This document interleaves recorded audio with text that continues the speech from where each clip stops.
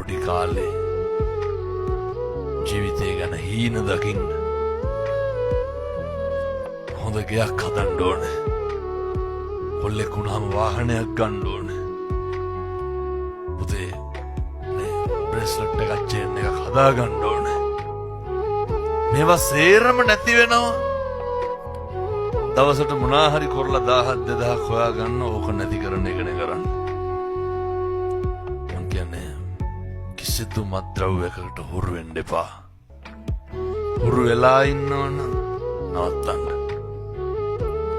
ලැබපු මිනිසත් භවය තුල හරි සාර්ථක පුද්ගලයෙක් වෙන්න දෙමව්පියන්ගේ යුතුයකම් දරුවන්ගේ යුතුයකම් අපි හැමදාම අනේක යටතේ ඉන්න ඕනේ නේ අපිට පුළුවන් වෙන්න ඕනේ. මම මේ තරුණ මහත්